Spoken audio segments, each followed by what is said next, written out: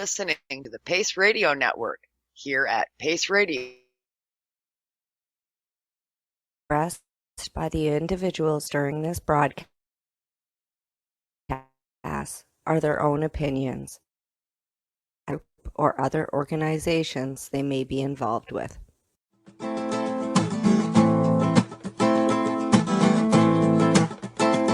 want to tell you all a little bit about a plant I know that can save the world. It grows long and tall and has flowers that can make your mind swirl.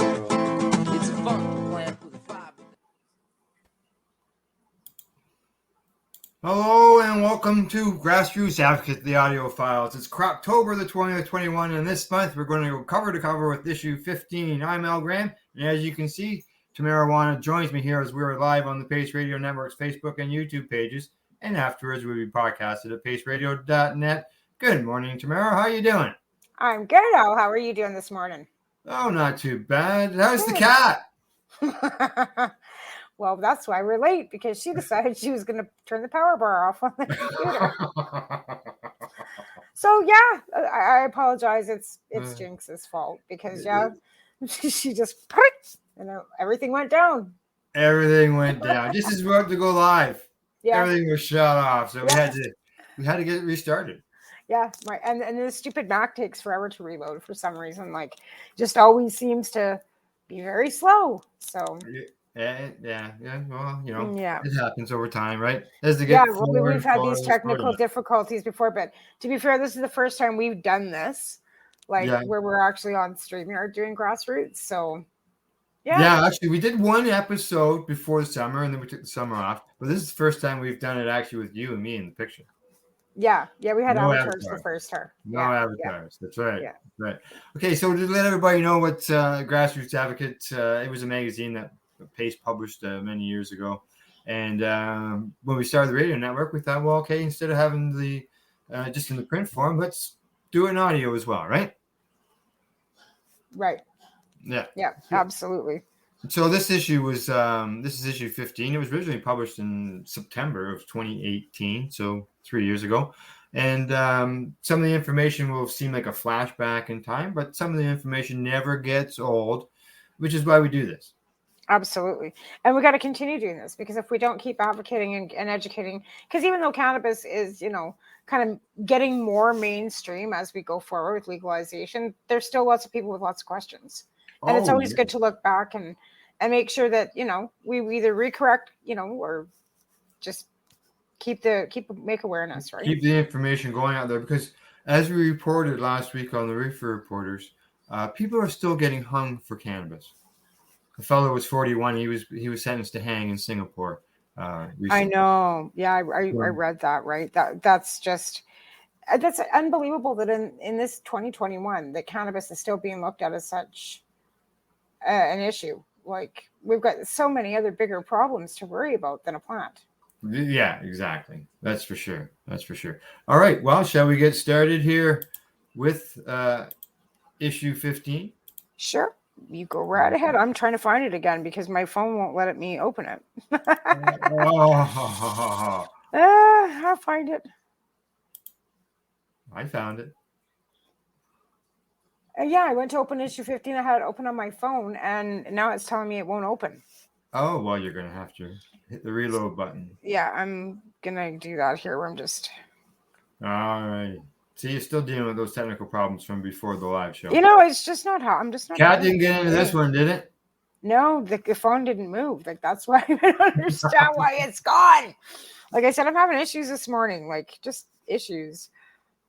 Okay. We'll get it all figured out. You can see the picture on the screen. Yeah, absolutely. Right? Yeah. You keep searching. And, I will.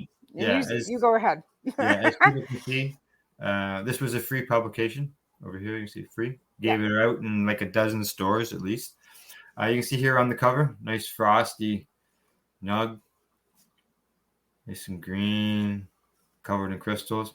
You can also see that some of the articles that we're covering in the magazine, this issue. Understanding Cannabinoids 101.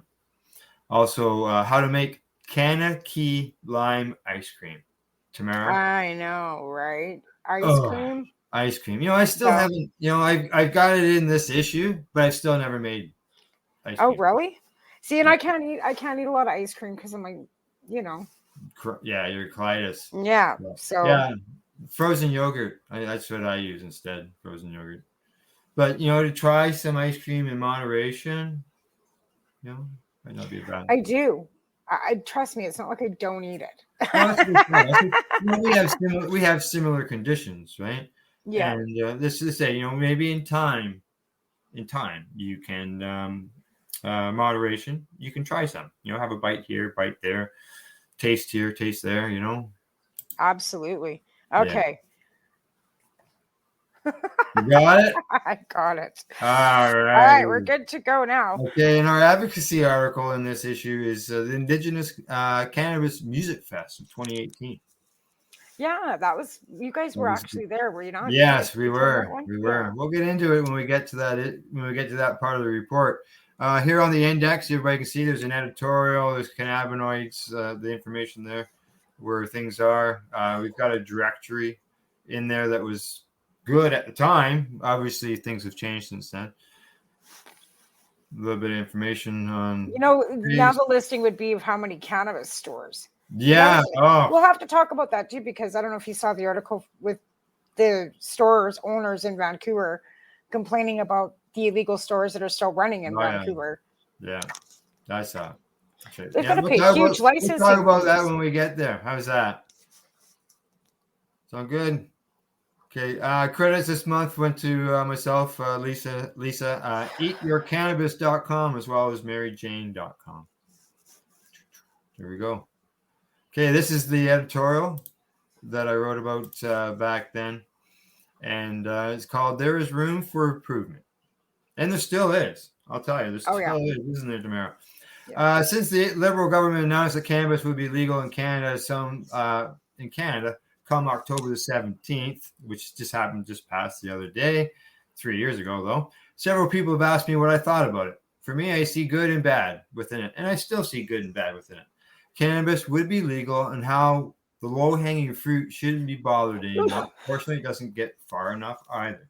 Like Tamara, you would know that possession arrests are down for simple possession. They truly are. Like, that's one thing, and there's not a whole bunch of impaired driving charges. Like, excuse me. That was one henny penny moment that law enforcement were, trying to bring up that this could be an issue with prior to legalization. And there really hasn't been that many. No, it hasn't been a major issue. Even you don't hear a lot of issues, period. Like, to be fair, sure, there's the odd, big grow that gets busted in Ontario, or the odd big grow, but it's not like it was. It wasn't like people were getting busted for 6 plants. Like, no, exactly. It's not. Exactly. And as my editorial points out, something along that line. I have friends who have been busted for 3 joints, people. And one friend who was arrested for 1 plant. 4 grams. Yeah. 4 grams. And even my first possession charge, I had 6 grams. Yeah, there you go. It was 6 grams. Yeah. In these situations, 2 of these people were 70 years of age. One of them was a younger person who always spent many, many years fighting to be able to enter the USA, which was a problem when their employer required them to cross the border. One of those people was busted twice for having those 3 joints on them. Both times this person got community service, which included singing and playing guitar for a senior's home. They had so much fun, they did it for twice as long as required by the court. And these people and others like them, I'm sure, are very happy that this problem won't be happening to them again. Right. But I mean, here's another thing with the possession charges. There was always like victim service charges. Yes. Right. And I mean, I'm not disputing there are victims in some crimes that definitely deserve to have that money going into the victim services funds. I'm not disputing that fund for actual victims. But when it's a harmless crime, like who is the victim in a pot possession charge? Yeah, exactly. Who's the victim in that? It's supposed to be society, apparently, I guess. I guess, but yep. Anyway. The person who has always wanted to be able to grow their own supply with a cannabis plant or 4, and the people who walk around with a small stash of up to 30 grams can go on living their lives. They shouldn't have to worry about being watched, followed, or feeling like they need to look over their shoulders every once in a while. Beer and tobacco are tightly controlled and illegal in our country. Cannabis appeared to be appears to be regulated in such a way that it combines the controls of these two substances. But is it really necessary? I don't believe so, but it's possible that they have done this to make it more sellable to those against cannabis legalization. I'm sure that was a big help. Well, that too, but I mean, then it's loosening. regulated, right? To be fair, it kind of rounded things down where they absolutely got the statistics that they needed to find out what the consumers were, how much Canada was using, too, as well. Like before, there was a huge, assumption that Canada had the highest, users of cannabis. Well, now they're proving it with the availability of stats of how many millions of dollars are going through these stores. Yeah. When alcohol prohibition ended, people weren't allowed to brew their own alcohol, and in many places couldn't buy it where we do today. For example, the law back then said the Liquor Control Act of 1927 allowed for the sale of alcohol beverages for individuals' purchase, but public drinking of full-strength alcohol in pubs, taverns, restaurants, beverage rooms, for examples, remained illegal, which sounds familiar to when it comes to cannabis legalization. But 7 years later, things changed as the Liquor Control Act of 1934 permitted public drinking, but only in hotel beverage rooms where beer was permitted, and dining rooms where beer and wine were permitted with meals. So let's hope within and before. I honestly believe that we will get there with the lounges, because I think a lot of people are also seeing the benefits of having an establishment where you don't sell liquor. A lot of these, there's a lot of sober bars opening. So if you've got a place like a sober bar where you can offer cannabis because there's no liquor sale, you know what I mean? Crossover. Yeah. That's the kind of the door that's opening, because I know that they've opened a couple sober bars in Vancouver where they sell non-alcoholic drinks, like cocktails, but they're all the non-alcoholic, like virgin cedars and virgin, like that's what they call them, that they mocktails. Right? Yeah. And there's no alcohol in them, but they're still fancy drinks, and people go there that don't drink, because it's becoming the norm for people not to drink a lot of alcohol and go to the cannabis. So I think that we're going to see a bit of a transition, I think, even in society, where people quit drinking a lot of alcohol and maybe go to the more natural substance of cannabis. Yeah, and I am seeing some regulations, like in some municipalities for distances and things like that. Those are being eased up now, so things are slowly being chipped away. And if Loretta and myself and others keep chirping about the lounges, then hopefully someday Loretta has her petition, right, that she's got going in Montreal, and she's got quite a few signatures. She is making some headway with that. She's also talking to restaurant owners and people that are in the industry, the restaurant industry, because those are the people that are going to forefront this. Like for example, like I don't have the money. I don't know, maybe people do, but I don't want to get into the restaurateur business either. And I think a lot of these restaurant lounge type of things are the ones that are going to transition before, anybody. We've got cannabis lounges. Unfortunately, they've closed, or they're not able to operate right now. They were around for 20 years before legalization. Right. So I can honestly believe that somebody's gonna just get the lobbying done and get it done. Like I said, Loretta with her petition, if somebody got going in Toronto, I mean, this is something we could push forward further. Like, we're all wondering what the heck we should be doing. There's nothing to do for cannabis. Like, we're not advocating for anything. There's things that could be being done. For sure. Yeah, for sure. There's no doubt about that. So in the end, am I happy with the bill? No. But as some would say, it's a start. It has issues. The time has shown is no longer a problem. Unfortunately, people will suffer until the uneducated get educated.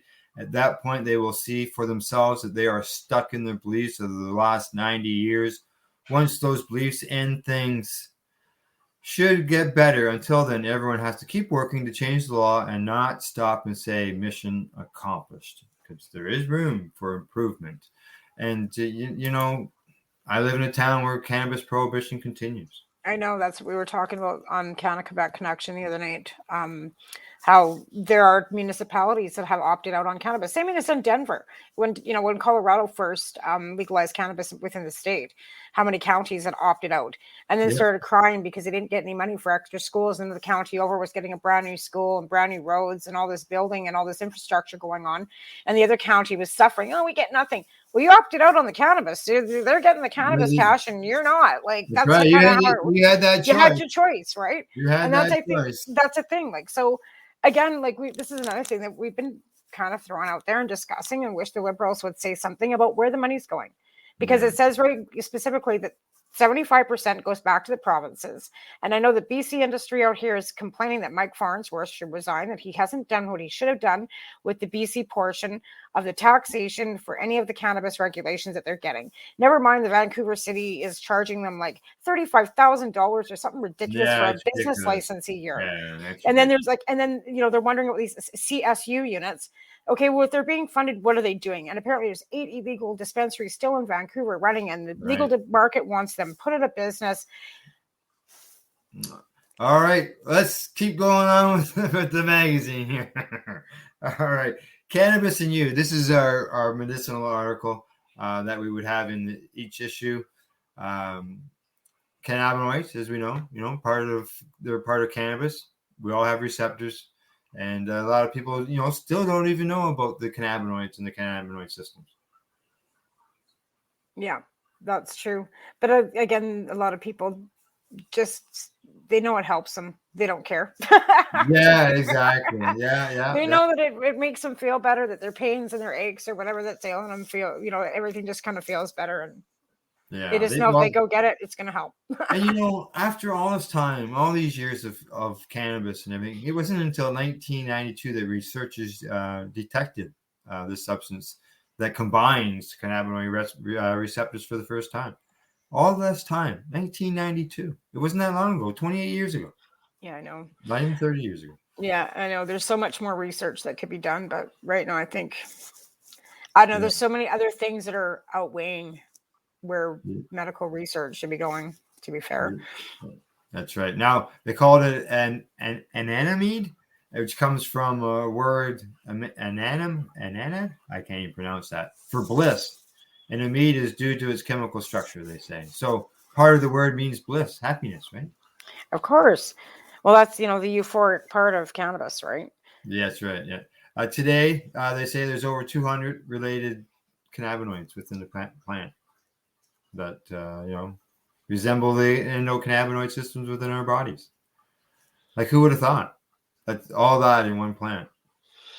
Well, they, even years ago, they knew that there was so many compounds that were, combined together were beneficial. Like, we're talking in the 70s, right?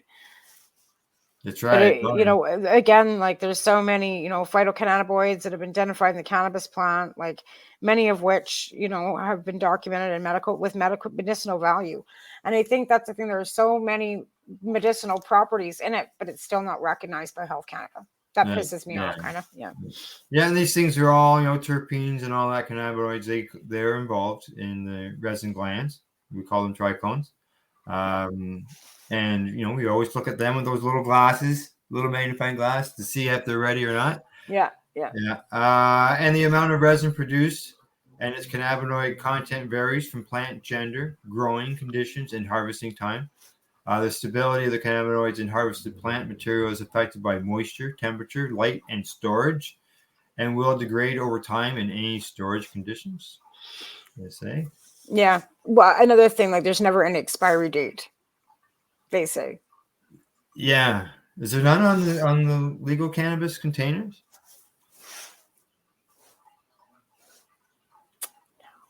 No. No. And that's been a debate that I've had with other people, and no, there's no expiry dates. Apparently, it just lasts forever. That's too bad. Yeah. Let's see. They also say that when cannabinoid causes a receptor to act in the same way as it would to do it naturally occurring hormone or neurotransmitters, then it is labeled an agonist. On the other hand, if the cannabinoid prevents the receptor from binding to the naturally occurring compound, therefore causing the resulting event, pain and appetite alertness to be altered and diminished in a labeled agonist. Researchers mounting to better understand how specific cannabinoids can unlock and lock, in some cases, specific receptors. And they're still, all these years later, still researching all this stuff, eh? Yeah. Yeah, like I said, there's so much research that could be done. Yes. So, and I mean, like I said, to be fair, there are studies that have come out of Israel, but I don't know how many. I don't know. Like I said, things are right now so different and difficult and complicated. Who knows what research is being done on anything? Yeah. Cannabinoid receptors, for those who are wondering, the primary cannabinoid receptors are identified as cannabinoid type receptor CB1 as well as CB2. And the receptors can be unlocked by three kinds of cannabinoids: endocannabinoids, photocannabinoids, and synthetic cannabinoids, which obviously the synthetic ones are created in a lab somewhere. Yeah. Well, they do have pills. The doctor can prescribe you. I'm not even. I can't even remember what the heck it's called, but it's THC in a pill. Yes. Yeah. What the heck is that stuff called? I can't remember. To be fair. I say the most important function of the CB1 is the reduction of excessive or inadequate signaling of the neurotransmitters in the brain by the activation of the CB1. They say, for example, the THC binds to CB1 activity in this pain circuits is inhibited, thus resulting in reduced pain. So CB1 can help with pain. They say also many other symptoms such as nausea, muscle spasticity, and seizures can be diminished with cannabinoid therapy, as well as CBD2 or CB2 are primarily associated with the immune system. Hello, you and me, eh? The immune system. Yeah. But you have to wonder with all these breakdown, like, are we talking like combined all this stuff together? Like, I mean, breaking it down, like, where are you going to be able to walk into a store and say, or anywhere, any grower, can I get some CB2R1? Well, yeah, you gotta find stuff that's got, like, but it's not labeled like that anywhere either. Like, no, here, you know what I mean? Do you go to your, like, even the plants that we're growing, right? Yeah, well, a lot of people have been using the indica and sativa end of things, and they're not even doing that anymore. So. No, like, so it's, I mean, it makes it just more complicated. Like, are we overcomplicating this for ourselves? Well, myself, I always stick to Afghanistan because Afghani strains, because I have found them always better when it comes to that, because they talk about here the immune system. They talk about in places like the gut, the spleen, the liver, the heart, the kidneys, the bones, the blood vessels, the lymph cells, some glands, reproductive organs. They're all parts where the CB2 receptors are. But yeah, they don't label things like that on bottles anywhere. No, like that's why it's kind of like all these research is.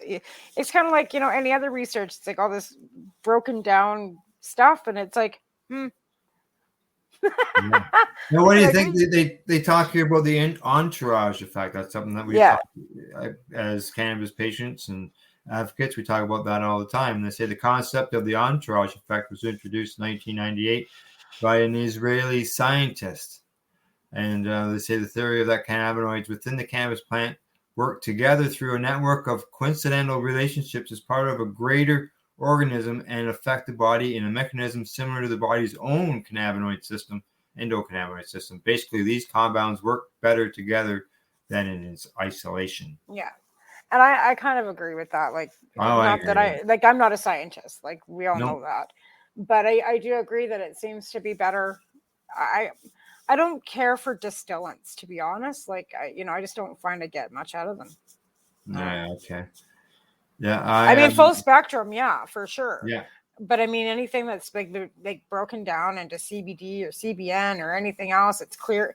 It doesn't do anything for me. And where I'm located, as we've mentioned, I'm in a prohibition town, so we don't have any cannabis stores here. So people around here, we have to leave town to go get it, and then people just grow their own. So we just, Well, then you've got the ability to squish and produce like your own, which is full spectrum mainly. Yes, right. Because I mean, let's face it, you have to be able to break it down somehow, however it's done. Like, Yeah. how, you know. But again, like I said, even I go out to I've been going out to Two Nugs, which is out on the res, right? Mm-hmm. And it's not, I don't know where they're getting their product from. It's not from the legal market, Right. you know what I mean? So, but you can get anything you want out there. But you can also, to be fair, get the same stuff at the store. You can buy anything you want at the store. You can buy hash, you can buy shatter, you can buy oil, you can buy CBDs, you can buy edibles, you can buy drinks.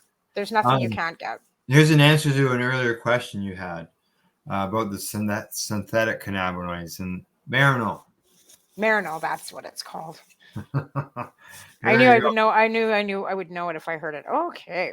Yeah. Let's get on to the recipes. Right? Yum, that looks pretty good. Spinach and artichoke. Never tried artichoke, to be honest. Neither have I. Now, this comes to us from eatyourcannabis.com. They've got a pile of recipes there, believe me. Go check them out. Eatyourcannabis.com, because that's what we're doing, right? We're eating your cannabis. Yeah. No different than any other leafy project, such as spinach. No, absolutely. Yeah. It's a green plant. Like, of course you're going to eat it. Why wouldn't you? That's right. That's right. So they talk about you need some fettuccine, you need some artichokes, drain them. Some mushrooms if you want to put them in there. That's up to you as far as what kind you want to put in there.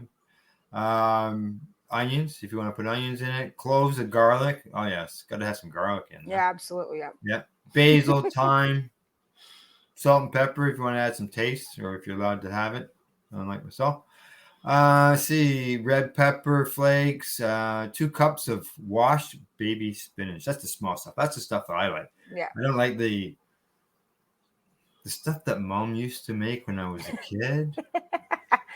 The mushy stuff, the stuff that came in the freezer it's all mushed together. Yeah. Oh, the frozen stuff that we have to eat. Like the only time I buy that is to make a spinach dip.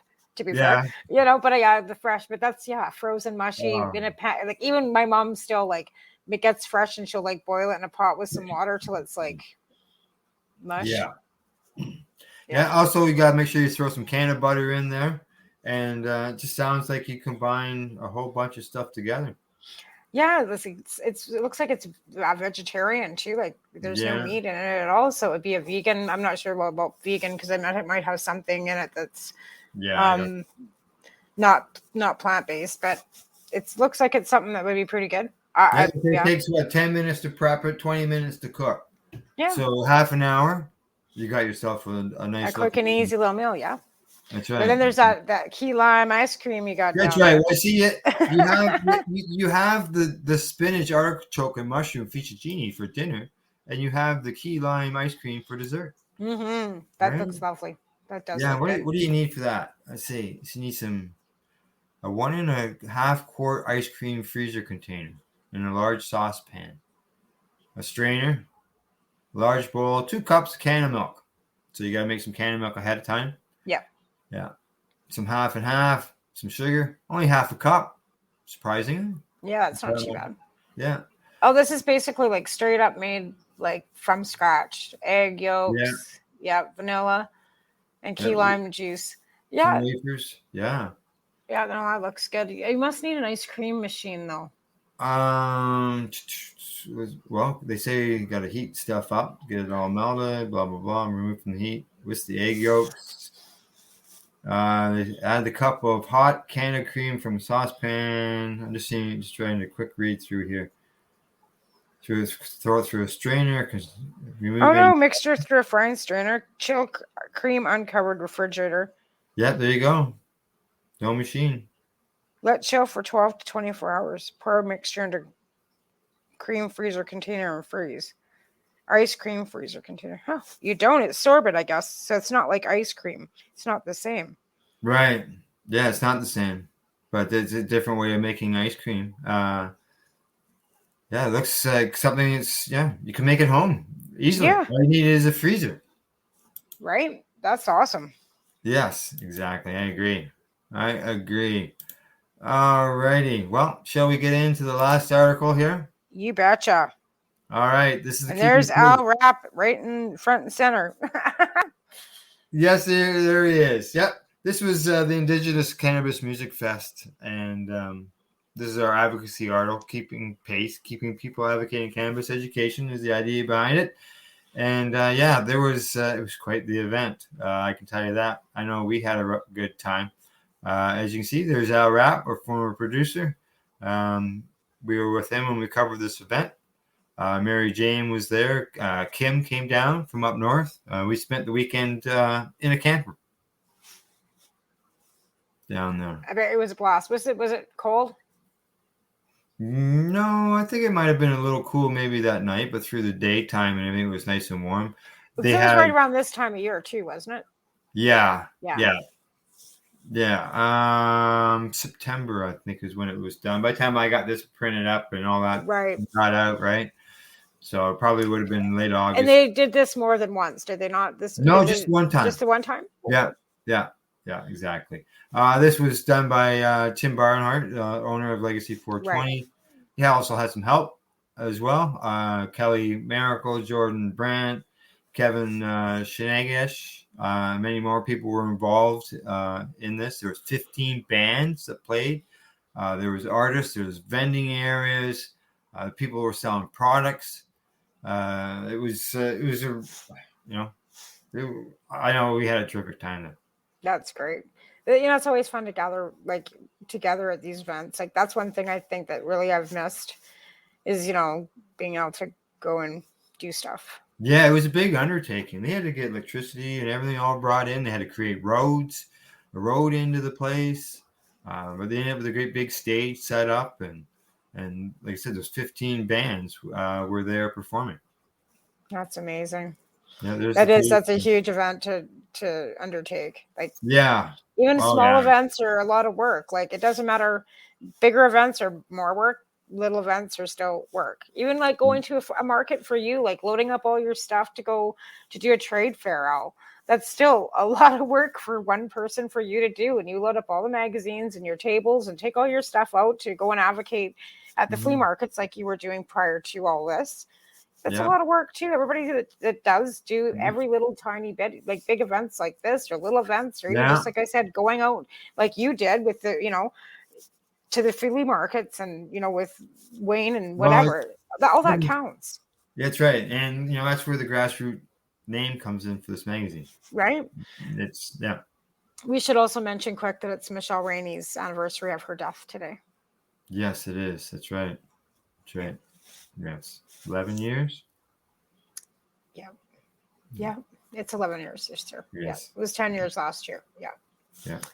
I always remember that because it was the first year of the expo was the last time I saw her. TY Expo. So. Yeah. I pulled out my magazines this morning that I got from Janice. So yeah. Someone's got a message. Yeah, it's me. Let's see what else happened. Skunk Magazine was there. John Vergato. Oh yes, that's right. Yeah. That was. I remember hearing about that. You guys had such a good time that weekend. That wasn't the time that Kim got all those pictures taken with what band was playing. And she was standing in front of the stage. There it is. Yeah. Yeah, exactly. Yeah. As you mentioned, there's 15 bands that played from all across Canada.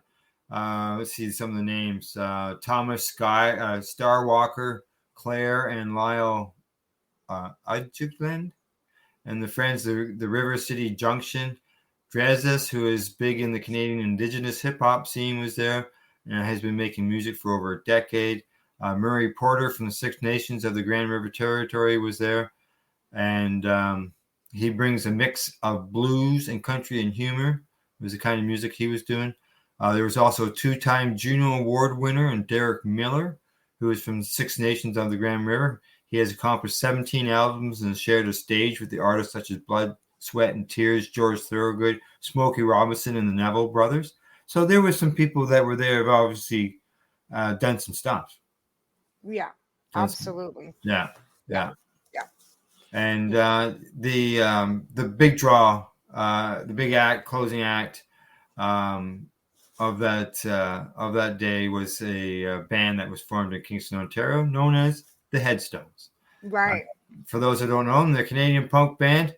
Several hits, including Smile and Wave, Three Angels, along with the Twitter and the Monkey Man. Yeah. Yeah, they played those songs. I'll tell you, it was a great time. Yeah, that's one thing. There's nothing better than seeing bands outside, live, loud. Really, it is. Like, yeah, that's the picture I was talking about with Kim. Yes, I took that picture of Kim getting the finger by the lead singer there. He saw it. He saw her move around, getting in position and everything, and he just walked right over and just gave her these, right? And if you look at the top picture in the top left-hand side, you can see he's getting at me because I was down there with the camera. Yeah. He grabbed a hold of my phone, and Al Rapp snapped that picture. Oh, was he mad? It gave me that impression, but no. In the end, I don't believe he was mad, but it sort of gave me that impression at the time. Oh my! When you look around, there was all kinds of cameras and pictures being taken. That there's no reason why he should just pick on me, other than I was close. Yeah, maybe, right? Yeah. Weird. Yeah. Weird. People are weird. Yes. As far as Kim's picture, my notes say here, when the band was getting close to finishing, Kim came to me and asked if I could take a picture of her with the band on stage in the background. So I did, but Hugh stuck again. This time, though, he didn't grab my hands, because that's what happened the first time with me on the ground there, but instead photobombed the picture. He spotted us and rushed over to get behind Kim, and he gave us a double-fisted single-finger salute. So yeah, Kim was pretty. And it couldn't be about the pot, because he was at a pot event, so he couldn't be mad that you guys were smoking weed. No, I wasn't mad at that. Here we are. We're all together in the picture there. Yeah. Awesome. Yeah. It's unfortunate we can't keep doing that. Well, we will be able to Sunday. Out here. Well, actually out here, because of these, proof of vaccines, they're going to full capacity. We're going to full capacity here too as well. Yeah. This was the directory we mentioned at the very top of the show, where people could go get the signing clinic. Some of them still in fact. Now, Marijuana for Trauma, they've been changed. They got bought by Columbia House, so that's where they are. I'm actually wearing a Marijuana for Trauma T-shirt. I don't know if you can see that or not. Yeah. So they're CTCPs on the list. They're still going, right, Tamara? Yep. As far as I know, they're going strong in Belleville. So yeah, I believe cannabinoid medical clinics and Synergy Health Services are all still running, I believe. Yeah. Victoria Buyers Club is still running. British Columbia Compassion Club, I don't think is, but Victoria Cannabis Buyers Club is definitely in Victoria, still running. Real Best Buds. No. I didn't think so. No. Any of those? No. Gone. Just Compassion's gone. Justin's shut it right down. He kept going for a while. He did. Sure did. He's just barely gotten himself. Yeah. Now what the Toronto Compassion Center? It's really old now. I don't know if it's still going or not, but it was doing a lot of work for patients. Yeah. Like I said, even out at the, when we're out at the res there, like I know that they're doing a lot of growing for themselves out there. You can tell by the cannabis that you're buying that it's being processed out there. It's not bad. It's good. Yeah. But my question is, are you guys paying in PST and GST when you go out to Legacy 420? Taxes? Not that I know of. No, just the price that's there. I don't know of any. I don't know of any taxes. I don't know. I've never out here. We're paying GST and PST on the reserve. On the reserve. Yeah. Well, so that's why I'm asking. Like, is it the same in Ontario? Like, are they are on the reserve? Are they charging GST and PST out there, or is it just? You have to ask somebody who buys cannabis. Yeah, I guess you don't go out there and buy tests. So I only got my two plants, and I went downstairs yesterday. And I might have killed one. Yeah. We're talking about the natives and reserves. Legacy 420 is still going strong. 420, Medicine Wheel, still doing a lot of work out of the Medicine Wheel in Alderville. Green Room, they're in Alderville as well. And Pharmacists, is that done? I know Chris has been dealing I don't think they're open anymore. I think Debbie mentioned that they had shut down. Yeah. But I'm not don't quote me on that. I don't know for sure. Yeah. I don't know what Chris is doing, to be fair. Yeah. Now we earlier we were talking about this. Come to the store issues.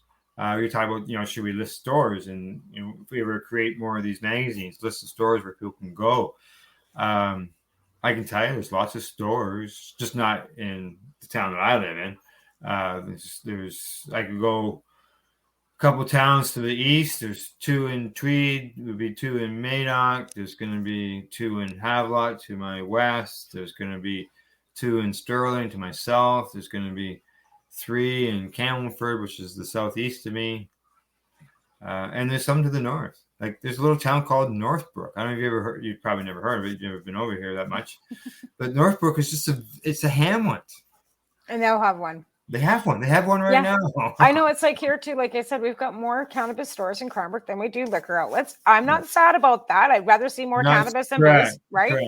Yeah. But we've got, I think there's 8 or 10 stores here. We got population 20,000, but Fernie's got 3, Kimberly's got 3, Creston's got 4, Umar's got 1. There's 1 on the Kootenay Lake, ferry landing. Like, it's just the access is like, and that's what I mean. I know a lot of people are, the medicinal side, but the access is there, whether you want to look at it as medical or whatever. It's still an access. That's where I get concerned about. You know what I mean? Like, to be fair, like I said, the product's getting better. You can get anything at the store. Yeah. So whether we like it or not, Al, like the access, dignified access that we all wanted, patients for rec, for whatever you want to call it, there's access. Well, there's overabundance of access. Well, then you go back to that Parker decisions, and those early court decisions was based on no access. And there's access all across the country, right? That and like I said, the fact that it's safety, whether you want to call it safe or not, I don't, like you said, people get a little bit touchy on whether the product. It's getting better. I hate to say that, and I'd like to find out where the tax dollars are going, because I know if it's GST, PST that we're paying, that's going into general coffers. I know that everybody that works in a store or an LP is paying income tax because they have to. Their CPP, their unemployment, all those things that go into being employed. Thousands of jobs have been created, whether you like that portion of it or not either. So all that tax dollar is going into the general coffers for GST, PST, how it's being, at 75% goes to the province, 25 is kept by the feds. Where's that? Where CRB? Where did all the money come for CRB? Like we're not hearing about any. Where it's helping out with equality. The thing is, we don't know that because it's going into the general coffers, right? That have been suffered. Well, we don't know that. Like I said, CRB. Where did the money come from for that? Like I said, I wish the Liberals would come out and actually specifically say, but if it's going into the general coffers, it's going out for education, healthcare, infrastructure, just out in the general coffers. It's just going out as general funds. Well, yeah, it'd be nice if we knew where it was going exactly. That's what I'd like to know. Like, I'd like to know if any of the money that is being generated by the cannabis industry is actually going into anything that we like it to. Also, besides law enforcement. Like you're talking about stores and liquor stores. Here in Ontario, we have 660 liquor stores. We have over 1,200 cannabis stores now. Now, the cannabis stores is a free market. It's open to anybody, as long as you can get the approval to open a store. Whereas the liquor stores are controlled by the province. Yeah. So it's two different. It's two different as far as the stores, anyways. Yeah. They're all under the AGCO. So. I think they are here too. Like they're still controlled. Like anybody can own a store as long as you get through the paperwork. But you still have the liquor. You still have to buy all the cannabis through the LBD, right, or whatever the alcohol control. Like the same as with the liquor, it's all regulated under the same umbrella out here. So the same liquor control guy that goes in and looks at the bars and looks at the liquor stores and makes sure that everybody's doing what they're supposed to is now taking care of 8 cannabis stores. It's not like we've got an SC, or a CSU unit that came into Cranbrook and started cracking down on all the stores. We didn't have an illegal store here to begin with. Right. But secondly, there's 8 stores that this fellow now just goes in, and he goes in once every 6 months. Because I go in and I ask questions. I asked the guy, when you send your GST check and where does it go? Do you have to send it to a specific marijuana GST ministry, or where does it go? He goes, I just write a check to the government. Yeah. So again, why I'd like to find out where exactly, if anything, if it's just going into the general coffers, it's going out for healthcare, all this stuff. Ask your local MP. Are you kidding me? Right? All right, let's go on here with finish up here with the magazine. As far as the back page here, this is our sponsors of the magazine was BMA Hydroponics and Legacy 420. We used to have a bunch of sponsors, but this was the issue after I had been sick. And these two businesses really wanted me to continue with the magazine. And we made a deal to make sure it got out. So yeah, and they're still great sponsors. So yeah. We thank you guys very much. Yes, exactly. Without our sponsors, like the magazine, it was big money for me to be able to print. Yeah, it is. It's not cheap. Paper's not cheap to get things printed. Even like I said, having all this, all our Spreaker and the internet and StreamYard and all, Skype, all that stuff costs money, right? Yeah. So every little bit helps. So we really do appreciate our sponsorship. If you want to donate, you just get a hold of Al. All righty. Well, other than that, Tamara, I think we've got everything pretty well covered. Sounds good. Yeah, it was good. Because these are shorter versions because of shorter versions. Yeah. That's right. Yeah. So the shows would be a little bit shorter too. Mm-hmm. Shorter versions, and we've got a few more of these from older years, and we've been talking about what's going to happen down the road, and who knows? I think we can do electronic version as well. I think so too. I think we'll just keep on keeping. Keep on keeping. That's right. All right. Other than that, let's see. Just a reminder, hopefully we'll be back next month with the next issue, issue 16 is the Grassroots Advocate. You can find Pace on Twitter at Pace Radio.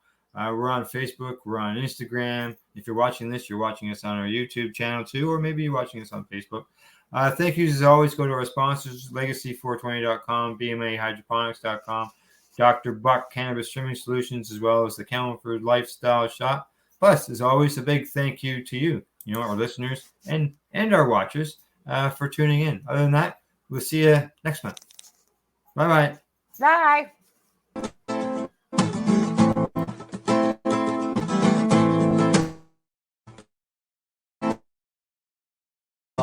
The opinions of the individuals during this broadcast are their own and may not be the opinions of their group or other organizations they may be involved with.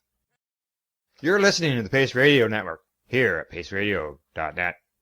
At Legacy 420, we believe in being different. Experience the difference of quality control. Our labs provide tested formulations for all of our products. Experience the difference in trust. Our customers can trust that we are following up-to-date COVID precautions for their safety. Experience the difference in accessibility. We're open 7 days a week. Please visit our website, legacy420.com, or contact us for curbside pickup as well as nationwide mail order shipping. Legacy 420 values overall wellness. Come and experience the difference of Legacy 420. Enjoy the buzz of legalization with Campbellford Lifestyle Shop. From lights to plant nutrients, books, consumption accessories, and more. We've got all your basics to grow or consume cannabis. Visit our info center or take a look at our piercing services and body jewelry, now available in-store through Campbellford Lifestyle Shop, 17 Bridge Street West, Campbellford. What do you find at paceradio.net? People advocating cannabis education. The People Advocating Cannabis Education Radio Network provides its listeners with news, information, and a place to be heard. This is done with a twice-weekly broadcast of the Reefer Reporters and by providing cannabis advocates a place to be heard through Cannabis and Coffee with Tamara and the award-winning Pace Radio Show. Catch it all here at paceradio.net.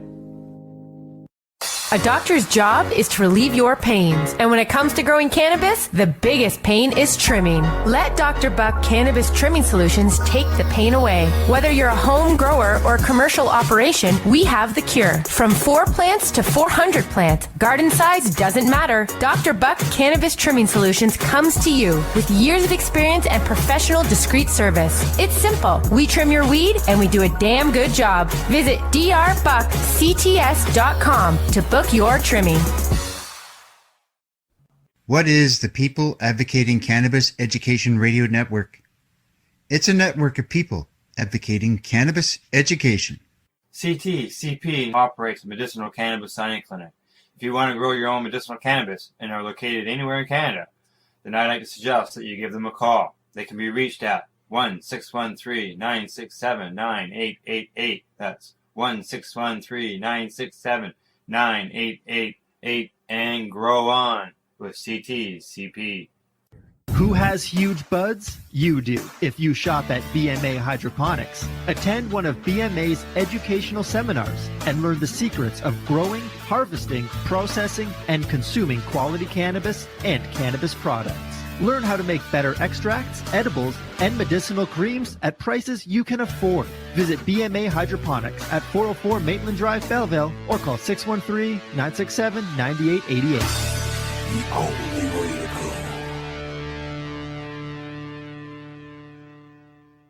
We are people advocating cannabis education here at paceradio.net.